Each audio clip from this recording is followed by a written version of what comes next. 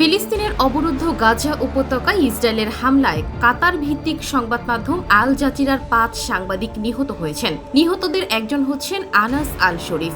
গাজায় চলমান পরিস্থিতি বিশ্ববাসীর কাছে তুলে ধরার একমাত্র কণ্ঠ ছিলেন তিনি। ইসরায়েলি হামলায় নিহত হওয়ার আগে গাজা নিয়ে সর্বশেষ বার্তা দিয়ে গেছেন আনাস আল শরীফ।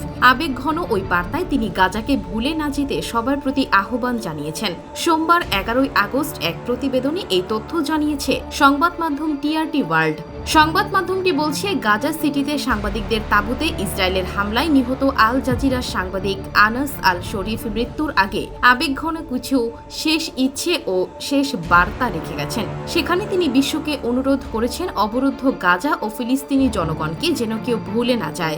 রোববার ইসরায়েলি হামলায় নিহত হবার পর সামাজিক যোগাযোগ মাধ্যমে শেয়ার করা ওই ইচ্ছাপত্রে আল শরীফ লিখেছেন, তিনি নিজের সর্বশক্তি ও সর্বোচ্চ প্রচেষ্টা দিয়েছেন নিজের জনগণের কণ্ঠস্বর ও সহায়তায় নিযুক্ত মানুষ হতে। তিনি বলেন, আমার আশা ছিল আল্লাহ আমাকে দীর্ঘ জীবন দেবেন যাতে আমি পরিবার ও প্রিয়জনদের নিয়ে আমাদের দখলকৃত আশাকালান আল মাজদাল শহরে ফিরে যেতে পারি, কিন্তু আল্লাহর ইচ্ছাই চূড়ান্ত।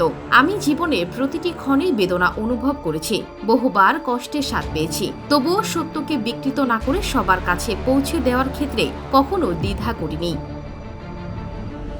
টিআরটি ওয়ার্ল্ড বলছে, আল শরীফের পরিবারে তার মা, স্ত্রী ও 2 সন্তান আছেন। নিজের মৃত্যুর পর সন্তানদের, বিশেষ করে কন্যা ও ছেলের যত্ন নেওয়ার আহ্বান জানিয়ে তিনি লেখেন, তাদের পাশে থাকুন, আল্লাহর পর আপনিই হন তাদের ভরসা। আমি যদি মৃত্যুবরণ করি তবে নিজের নীতিতে অটল থেকেই করব।